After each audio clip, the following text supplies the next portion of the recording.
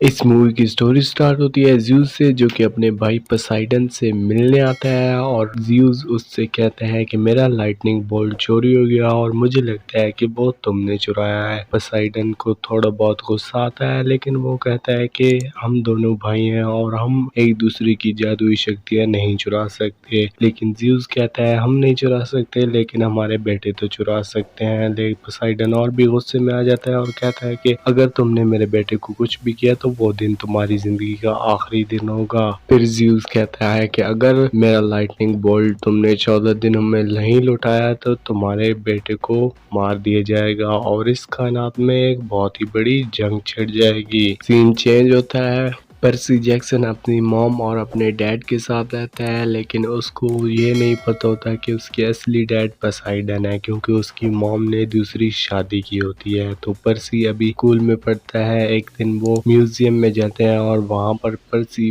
पर एक मॉन्स्टर हमला कर देता है और वहाँ पर उसके प्रोफेसर ब्रोनो और पर्सी का दोस्त आ जाता है और उसको बचा लेते हैं। और प्रोफेसर ब्रोनो पर्सी को एक पेन देते हैं और उसके दोस्त के साथ उसको एक म्यूजियम में जाने के लिए कहते हैं और साथ में पर्सी की मॉम को भी ले जाने के लिए कहते हैं। पर्सी, उसकी मॉम और पर्सी का दोस्त गाड़ी में जा रहे होते हैं, जहां पर पर्सी की मॉम पर्सी को बताने वाली होती है कि तुम्हारे असली डैड कौन है, और वहीं पर उनके ऊपर एक मॉन्स्टर हमला कर देता है जिसमें पर्सी की मॉम जो है वो मारी जाती है। लेकिन पर्सी का जो दोस्त होता है वो उससे कहता है कि तुम्हें जो प्रोफेसर ब्रोनो ने पेन दिया था उसके ऊपर क्लिक करो। तो वो जैसे ही उस पेन के ऊपर क्लिक करता है तो उसमें से एक बहुत ही बड़ी तलवार निकलती है जिससे कि वो उस मॉन्स्टर को मार देता है। तो अब पर्सी और उसका दोस्त उस कैंप में पहुंच जाते हैं जहां पर प्रोफेसर ब्रोनो ने उसे जाने के लिए कहा था। पर्सी और उसका दोस्त कैंप में पहुंचते हैं तो वहां पर बहुत सारे लोग होते हैं, लेकिन उन्हीं में से एक लड़की जिसका नाम एनाबेथ होता है, पर्सी को देखकर ऐसा लगता है कि जैसे उससे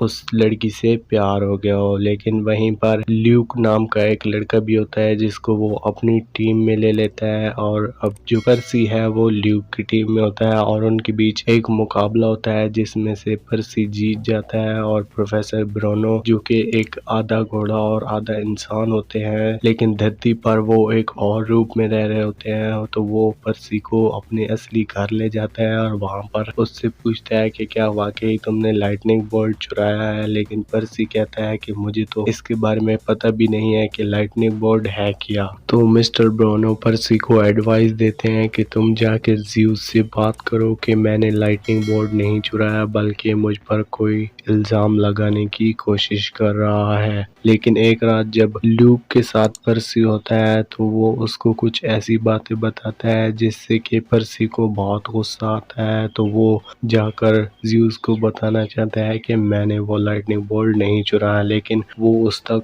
पहुंचे कैसे। तो ल्यूक उनको बताता है कि तुम्हें मेरे डैड हैडीज से मिलना होगा, लेकिन उस तक पहुंचने के लिए तुम्हें 3 मोती चाहिए होंगे, क्योंकि तुम्हें वहां से वापस भी आना है। क्योंकि वो तीनों होते हैं, एनाबेथ और पर्सी और उसका दोस्त, उन तीनों के लिए वो मोती होते हैं जो कि क्योंकि उन्हें उस इलाके से वापस भी आना होता है और उससे वापस आने के लिए उन्हें उन 3 मोतियों का इस्तेमाल करना होता है। तो ल्यूक पर्सी को एक उड़ने वाला जूता और एक ढाल देता है। ल्यूक पर्सी को नक्शा देता है और कहता है कि तुमने अगर एक मोती ढूंढ लिया तो ये तुम्हें दूसरे मोती का नक्शा दिखा देगा। वो पहले नक्शे पर पहुंचते हैं, नक्शे वाली जगह पर पहुंचते हैं जहां पर बहुत सारी मूर्तियां होती हैं, और वहां पर उन्हें एक औरत मिलती है जिसके सर पर बहुत सारे सांपों जैसे बाल होते हैं, रियलिस्टिक सांप ही होते हैं, और वो जिसकी भी आंखों में देखती है वो बंदा पत्थर का बन जाता है। लेकिन पर्सी तलवार से उसका सर काट देता है और उसका जो दोस्त होता है उसका सर अपने बैग में डाल लेता है। दूसरे मोती की तलाश में वो एक म्यूजियम में जाते हैं जहाँ पर उन्हें बहुत ढूंढने के बाद कुछ भी नहीं मिलता, लेकिन एक छोटा सा सांप जिसको वो मारते हैं, लेकिन वो एक बहुत बड़ा सांप बन जाता है जो कि उनके लिए बहुत ही ज्यादा खतरा बन जाता है, क्योंकि उसके सर के ऊपर मणि होती है और उस मणि को वो हासिल करना चाहते हैं। तो वो जैसे ही उस सांप का एक सर काटते हैं हैं तो उस सब के 2 सर और निकल आते हैं। तो पर्सी का दोस्त जैसे ही वो जो उस औरत का जो उन्होंने सिर काटा था उसकी आंखें खोलकर उसके सामने रख देता है और वो सांप पत्थर का बन जाता है और वहीं पर उन्हें दूसरा मोती भी मिल जाता है। तीसरे मोती के लिए उनको एक बार में ले जाया जाता है जहां पर बहुत सारे लोग होते हैं जो कि एक किसी तरीके के जादू के वश में होते हैं और पर्सी उसके दोस्त भी उसी जादू के वश में हो जाते हैं। लेकिन पर्सी को कुछ ख्यालात आना शुरू हो जाते हैं और वो उस वश से बाहर आ जाता है जहां पर वो अपने दोस्तों को भी वहां से निकाल लेता है और उनको वहीं पर तीसरा मोती भी मिल जाता है। और अब वो जाते हैं हॉलीवुड में जहां पर ल्यूक के डैड हेडीज होते हैं और वो उनसे ल्यूक के बारे में पूछते हैं और उनसे वो लाइटनिंग बोल्ट के बारे में पूछते हैं, लेकिन पर्सी ने वो नहीं चुराया होता। तो जो ल्यूक का डैड हेडीज होता है वो पर्सी के ऊपर हमला कर देता है, जिस हमले में उसके हाथ से वो ढाल गिर जाती है जो कि ल्यूक ने दी थी और उसी ढाल में वो लाइटनिंग बोल्ट भी छुपा होता है जो कि अब हेडीज के हाथ में लग जाता है। लेकिन उसकी जो नौकरानी होती है जो कि उसके साथ रह रही होती है वो उसको धोखा दे देती है और हेडीज को धक्का देकर वो जो है लाइटनिंग बोल्ट उठा लेती है और पर्सी को दे देती है और इसी के साथ वो तीनों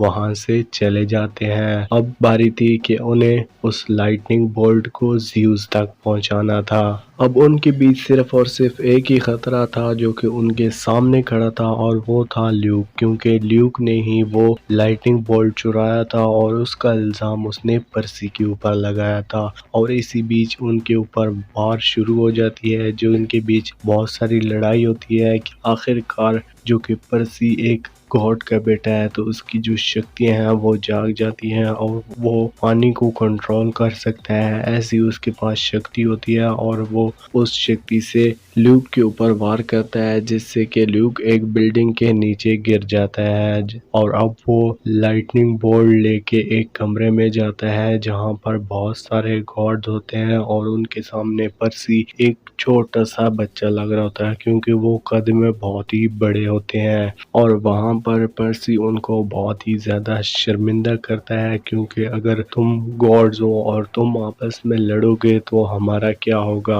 हमारे साथ जो इंसान है इन लोगों का क्या होगा अगर तुम लोग ही आपस में लड़ना शुरू कर देंगे। तो वो एक दूसरे से माफी मांगते हैं और ना लड़ने का वादा करते हैं। तो पर्सी लाइटनिंग बोल्ट यूज को दे देता है और वो वापस कैंप में आ जाते हैं और पर्सी एनाबेथ से प्यार का इजहार नहीं करता क्योंकि अभी स्टोरी कंटिन्यू है और इसी के साथ इस पार्ट का हैप्पी एंडिंग होता है। अगर आप लोगों को ये वीडियो अच्छी लगी होगी तो इस वीडियो को एक लाइक कर दें और भी एक्सप्लेनिंग वीडियोस के लिए इस चैनल को सब्सक्राइब कर दें। मैं आपसे मिलूंगा नेक्स्ट वीडियो में। Take care, bye bye.